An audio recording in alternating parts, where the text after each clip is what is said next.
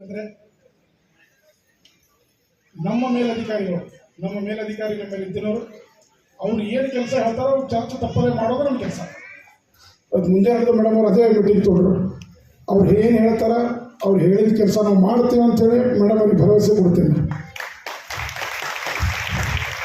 ಅದೇ ರೀತಿ ನಿಮ್ದು ಏನೇ ಆಗು ಹೋಗೋ ತೊಂದರೆ ಇದ್ದರೂ ನಾನು ನಿಮ್ಮ ಬೆನ್ನಿಗೆ ನಿಂತು ಕೆಲಸ ಮಾಡ್ತೇನೆ ಅಂತೇಳಿ ನಾನು ಎರಡು ಮಾತು ಮುಗಿಸ್ತೀನಿ. ಜಯ ಕರ್ನಾಟಕ, ಜಯ ಕರ್ನಾಟಕ. ಕೆಲಸ ಇದೆ, ಅದು ಕಟ್ಟುನಿಟ್ಟಾಗಿ ನಾವು ನಿಲ್ಲಬೇಕಾಗುತ್ತೆ. ಆದರೆ ಅಷ್ಟು ಬಿಸಿ ಶೆಡ್ಯೂಲ್ ಸಹಿತ DC ಮೇಡಮ್ ಅವರೇ ಇದನ್ನು ನೆನಪು ಮಾಡಿದ್ರು. ಇಲ್ಲ ರೆವೆನ್ಯೂ ಡೇ ಇದೆಲ್ಲ ಯಾಕೆ ಏನು ಪ್ಲಾನ್ ಮಾಡಿಲ್ಲ ಅಂತ ಮೇಡಮ್ ಅವರು ಹೇಳಿ ಇಮಿಡಿಯೇಟ್ ಆಗಿ ಮಾತಾಡಿ ಪ್ಲಾನ್ ಮಾಡಿ ಅಂತ ಡೇಟ್ ಫಿಕ್ಸ್ ಮಾಡ್ಸಕ್ಕೆ ಹೇಳಿ ಅಧ್ಯಕ್ಷರೆಲ್ಲ ಕರೆಸಿ ಇದು ಮಾಡಿದ್ರು. ಸೊ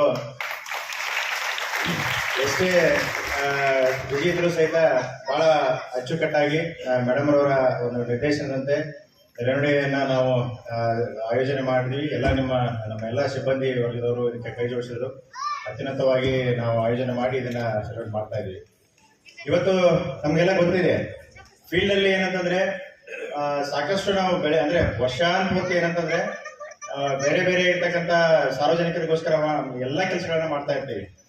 ಒಂದೇ ಡಿಪಾರ್ಟ್ಮೆಂಟ್ ಅಂತಲ್ಲ, ಯಾವುದೇ ಈಗ ವಿಪತ್ತು ನಿರ್ವಹಣೆ ಇರ್ಬೋದು ಅಥವಾ ನಮ್ಮ ಜನರಿಗೆ ಸಕಾಲದಲ್ಲಿ ಎಲ್ಲ ರೀತಿಯ ಸೌಲಭ್ಯಗಳನ್ನ ಒದಗಿಸಿರ್ತಕ್ಕಂಥ ಒಂದು ಕೆಲಸವನ್ನು ಹಿಡಿದು ಎಲ್ಲ ಕೆಲಸಗಳನ್ನ ಚಾಚು ತಪ್ಪದೆ ನಾವು ಮಾಡ್ತಾ ಇರ್ತೀವಿ.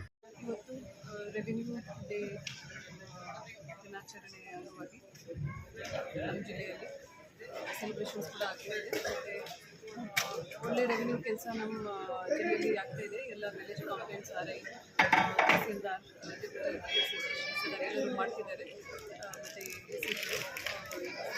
ಮತ್ತು ಅದೇ ರೀತಿಯಲ್ಲಿ ಅವರು ಕೆಲಸ ಮಾಡ್ತಾ ಹೋಗಬೇಕು ಅಂತ ನಾನು ನಿರೀಕ್ಷಿಸಿದ್ದೇನೆ. ಮತ್ತು